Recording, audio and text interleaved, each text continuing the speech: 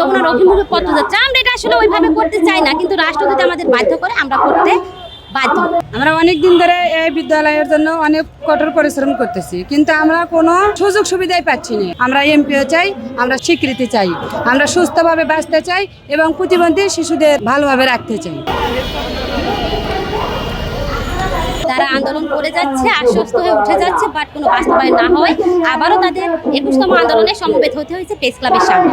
আজকে আমরা এসেছি সেই 5 দফা দাবি নিয়ে, আমাদের পূর্ব ঘোষিত যে দাবিগুলো ছিল সেই 5 দফা দাবি আমি আপনাদের সামনে দাবিগুলো পেশ করছি। 1, অনতিবিলম্বে সকল শিক্ষা প্রতিষ্ঠান স্বীকৃত এমপিও ভুক্তিকরণ। 2, সকল শিক্ষা প্রতিষ্ঠানের অবকাঠামো সুনিশ্চিতকরণ। 3, বিশেষ শিক্ষার্থীদের ন্যূনতম শিক্ষা বৃত্তি ভাতা 3000 টাকা নিশ্চিতকরণ।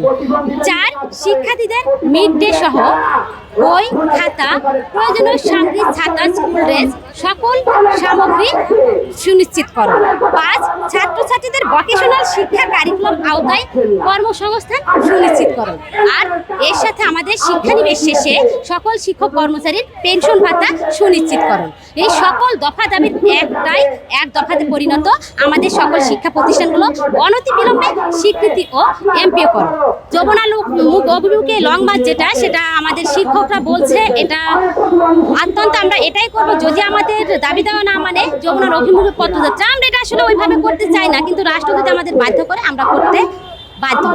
বান্ডেল থাকলে প্রতি সেনমানিতে টাকা বাঁচবে। বিকাশ সেনমানি বান্ডেল কিনে জিতুন প্রতি লেনদেনে।